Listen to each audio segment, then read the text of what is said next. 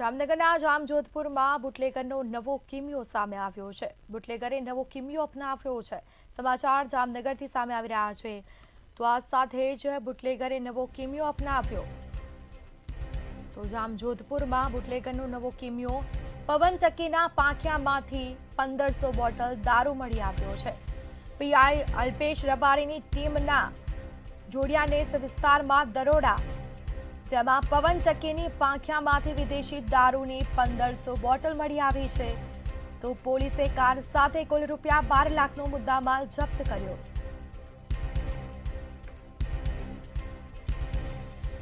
અજાણ્યા શખ્સો વિરુદ્ધ પ્રોહિબિશન એક્ટ હેઠળ ગુનો દાખલ કરવામાં આવ્યો છે, જેમાં પવનચક્કીના પાંખિયામાંથી 1500 બોટલ દારૂની મળી આવી છે.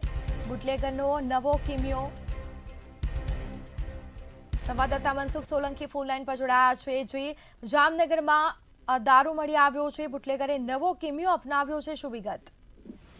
હજી હું આપને જણાવું કે જામજોધપુર પોલીસ દ્વારા જોડિયા નેસમાં દરોડો પાડવામાં આવ્યો હતો. જે દરમિયાન અહીં જે ખાસ કરીને જામજોધપુર પંથકમાં પવનચક્કીઓ પુષ્કળ પ્રમાણમાં છે અને આ પવનચક્કીઓના જે પાંખિયા પડેલા હોય છે તે પાંખિયામાં 1500 બોટલ વિદેશી દારૂ બુટલેગરોએ સતાડ્યો હતો. અને જામજોધપુર પોલીસને ચોક્કસ બાતમી મળી હતી અને બાતમીના આધારે જામજોધપુર ના પીએસઆઈ અલ્પેશ રબારીની આગેવાનીમાં આ દરોડો પાડવામાં આવ્યો હતો અને કુલ 1500 જેટલી બોટલ તેમજ એક ફોર વ્હીલ ઝડપી પાડી છે અને આરોપીઓને પકડી પાડવા માટેના હાલ ચક્રો ગતિમાન કરવામાં આવ્યા છે. જે મામલે લાલપુરના એએસપી પ્રતિભા રાવે પોતાની પ્રતિક્રિયા પણ આપી છે. કેટલા સમયથી આવી રીતે દારૂની હેરાફેરી થતી હતી તેને લઈને કોઈ તપાસ કરવામાં આવી છે અને બુટલેગરની કે કોઈની તપાસ થઈ રહી છે, કોઈની ધરપકડ કરવામાં આવી છે આ મામલે? જી, આ એક નવીન પ્રકારનો આ એક કિમિયો છે. અત્યાર સુધી જે પ્રકારે વાહનોમાં ખાના બનાવી અને દારૂની હેરાફેરી કરવામાં આવતી હતી, જોકે હવે જે પવનચક્કીના પાંખિયા ખુલ્લા મેદાનમાં પડેલા હોય છે, આ પાંખિયામાં ક્યાંક ને ક્યાંક દારૂ સંતાડ્યો હતો અને પોલીસ હાલ તપાસ કરી રહી છે કે કોણ બુટલેગર હતો અને ક્યાંથી આ દારૂનો જથ્થો આવ્યો. જે મામલે હાલ પોલીસ દ્વારા તપાસ કરવામાં આવી રહી છે. બિલકુલથી જાણકારી આપવા બદલ આપનો આભાર.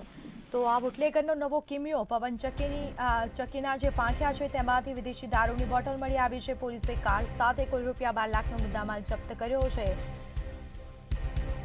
તો બુટલેગરની આ નવી ટેકનિક જોવા મળી છે. અજાણ્યા શખ્સો વિરુદ્ધ પ્રોહિબિશન એક્ટ હેઠળ ગુનો દાખલ કરવામાં આવ્યો છે. કેટલા સમયથી આવી રીતે હેરાફેરી થતી હતી દારૂની કે પછી કેવી રીતે દારૂ સંતાડવામાં આવ્યો તેને લઈને પણ તપાસ કરવામાં આવશે. અત્યારે પોલીસે અલગ અલગ દિશાઓમાં તપાસ કરી છે. બાતમી મળી હતી અને બાતમીના આધારે તપાસ કરતા પવનચક્કીમાંથી દારૂ મળી આવ્યો છે. દારૂની 1500 જેટલી બોટલ મળી આવી છે, જેમાં પોલીસે કાર સાથે કુલ રૂપિયા 12 લાખનો મુદ્દામાલ જપ્ત કર્યો છે. કાયદેસરની કાર્યવાહી કરી છે. અજાણ્યા શખ્સો વિરુદ્ધ પણ ગુનો દાખલ કરવામાં આવ્યો છે.